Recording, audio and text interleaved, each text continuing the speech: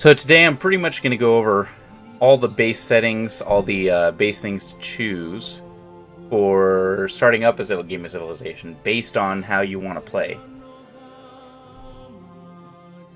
When you're going into your options, you want to go into your game options. A lot of these are things that you don't need to really mess with. In general, a lot of people ask about automated workers. Don't ever automate your workers. If you're not going to do anything with your workers and you know they're not going to have anything to do for a long time, just delete them. Don't ever just set them to automate, because automate's pretty bad. They waste time, they build the wrong improvements, they get rid of improvements you don't want them to get rid of. When you're first starting out with workers, you're going to want to control them every single step of the way. So you're not going to worry about automated workers unless you're going to automate them for some reason. If you absolutely have to, then turn on both of your replace improvements and don't remove features. If you turn on both of those, that's going to help, because having an automated worker that won't actually remove anything will be highly, highly beneficial. For any of the rest of the stuff, tile recommendations, they're always a good thing.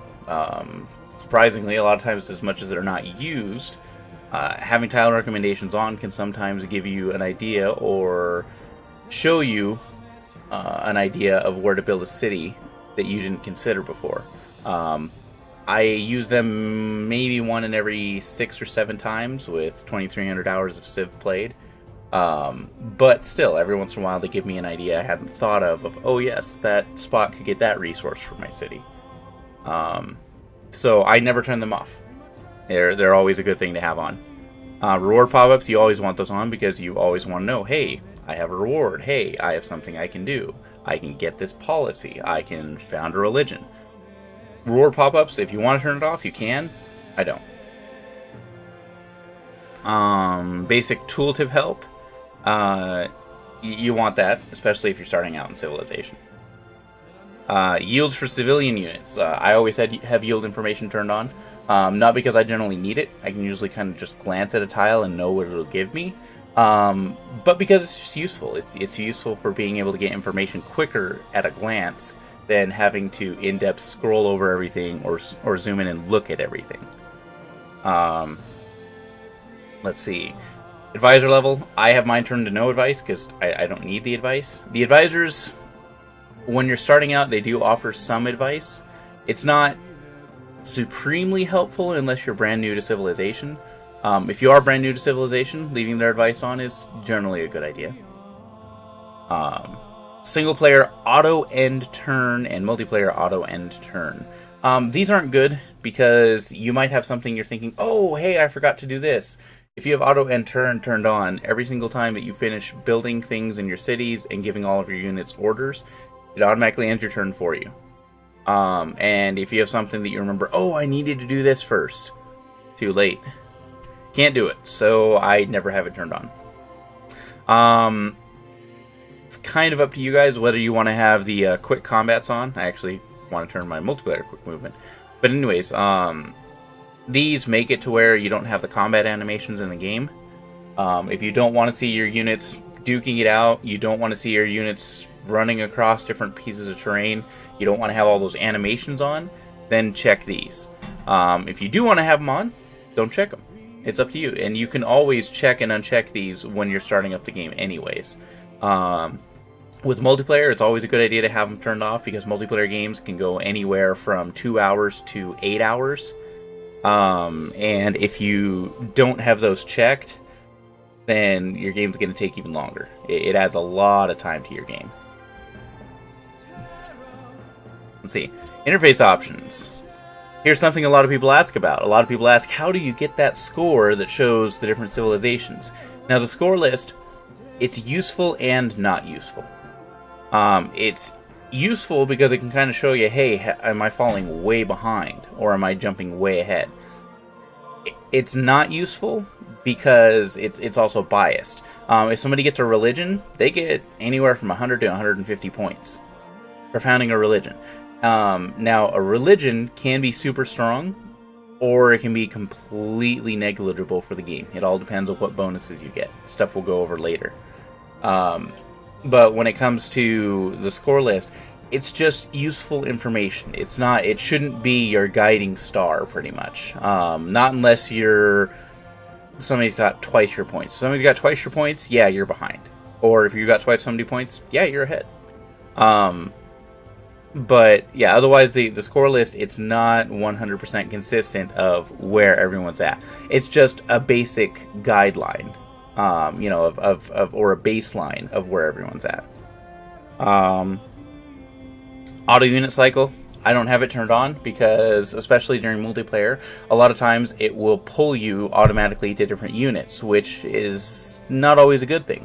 If you have a unit that's about to get shot by a city or by an enemy, or a unit that you're trying to settle a city before somebody else can settle theirs, auto unit cycle can actually pull you away from what you're actually trying to do. It'll automatically cycle you to different units. And that's what it does. It cycles through units automatically, but it randomly chooses which ones it wants to cycle for you. So I usually have it turned off. Whether it's, it can be useful for single player, because in single player you're not time conscious. You're not, I got to do this real quick before the AI. The AI takes their turns after you've taken your turn. So the auto unit cycle can actually be helpful there, so you don't forget a unit. During multiplayer though, you generally don't want to have it on ever. Let's see. Showing all policy information, you can if you want. It just makes it to where all of these social policies in the game pop up. All their information is available all at once. I have it off because that lets me know what's available when, so I'm not wasting time trying to access something, not noticing there's a little lock next to it.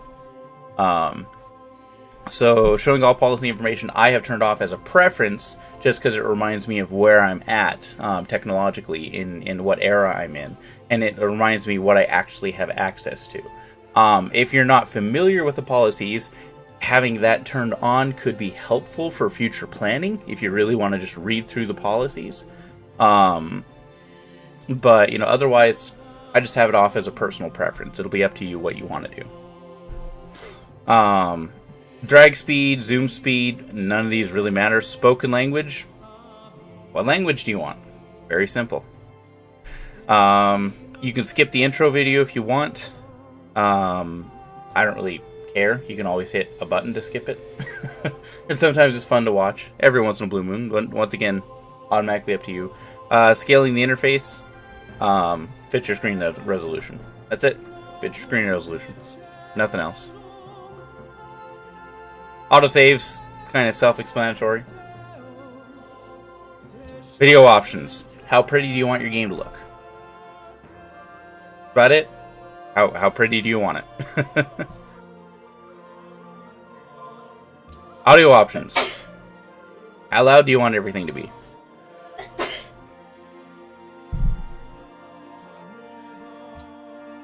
Multiplayer options.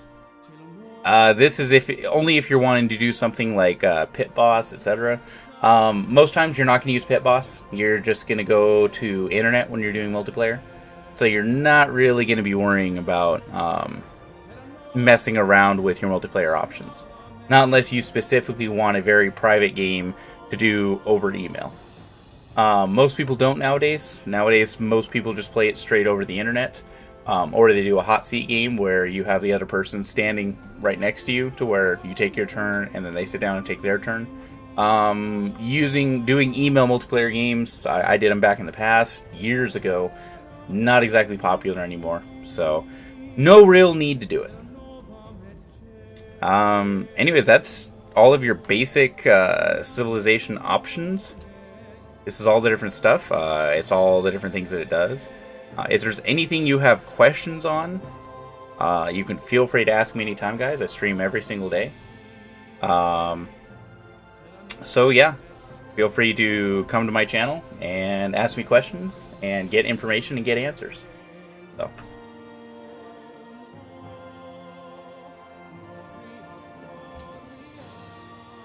Okay, guys, so